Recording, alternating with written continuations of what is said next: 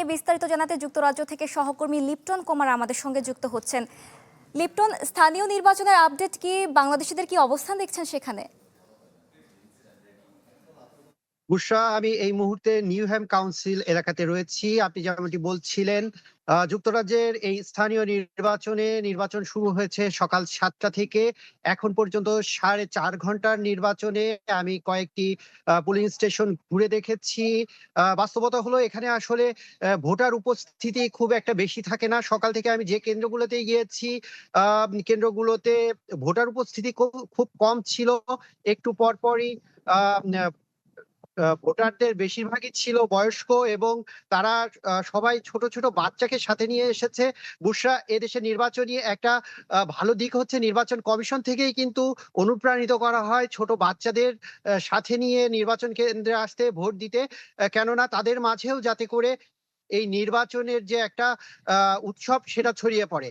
আর আপনাকে জানিয়ে রাখি, আপনি যেমনটা বলছিলেন, আমি যেই এলাকায় রয়েছি এর পাশে রয়েছে টাওয়ার হ্যামলেটস, এটা নিউহ্যাম কাউন্সিল। এই দুটোতেই কিন্তু বাংলাদেশি বংশোদ্ভূত মেয়র প্রার্থী ফরহাদ হোসেন এবং লুৎফুর রহমানের বেশ জনপ্রিয়তা রয়েছে। তারা এবার আম যে ৬ জন মেয়র নির্বাচিত হবেন তাদের মধ্যে ২ জন হতে পারে বলে এখানকার যারা বাংলাদেশি অভিবাসীরা আছেন তারা বলছেন। তারা চান এই ২ জন যেন মেয়র হন।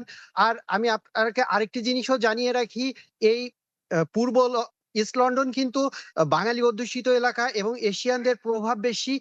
তো এখানকার ভোটাররাও চান এশিয়ান কেউই তাদের মেয়র নির্বাচিত হন।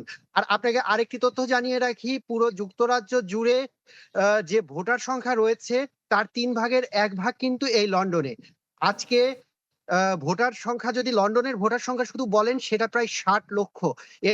এর মধ্যে কত পার্সেন্ট ভোট কাস্ট হবে সেটা নিশ্চিত নয়। তবে এই বিশাল সংখ্যক মানুষের প্রায় অর্ধেকের বেশি প্রতিনিধিত্ব করে আমি যে ২ কাউন্সিলের কথা বলছি, এই ২ কাউন্সিল, এবং এই ২ কাউন্সিলে যদি বাংলাদেশি বংশোদ্ভূত মেয়র নির্বাচিত হন, তাহলে সেটা বাংলাদেশের জন্য একটা বড় অর্জন। এমনটা আমি যতজনের সাথে কথা বলেছি সকাল থেকে, তারা সকলেই বলছিলেন। আর আরেকটি বিষয় আপনাকে জানিয়ে রাখি, স্থানীয় নির্বাচন হলো ২০২৪ সালের জাতীয় নির্বাচনের পর কিন্তু যুক্তরাজ্যের সবচেয়ে বড় নির্বাচন এটি। আর এই লন্ডনে বা যুক্তরাজ্যে লন্ডন জুড়েই কিন্তু লেবার পার্টির একটা বড় অবস্থান। তবে এবার গত ২ বছরে যা দেখা গেছে, কনজারভেটিভ পার্টিও কিন্তু ভালোভাবে এগোচ্ছে। তাই আজকে রাতের মধ্যে যে ফলাফল পাওয়া যাবে, সেই ফলাফলে আসলে নিশ্চিত হবে যে এই লেবারের আস্তানায় কনজারভেটিভ পার্টি আবার আঘাত আনতে পারবে কিনা। বুশরা, লন্ডন থেকে এই ছিল আমার কাছে সর্বশেষ। ঈদ আসবে, সাথে ক্যাশব্যাকও আসবে। নিজের বা প্রিয়জনের জন্য কেনাকাটায় এবারও নগদ পেমেন্টে পাচ্ছেন দারুণ ক্যাশব্যাক। তাই যাই কিনুন, পেমেন্ট করুন নগদে।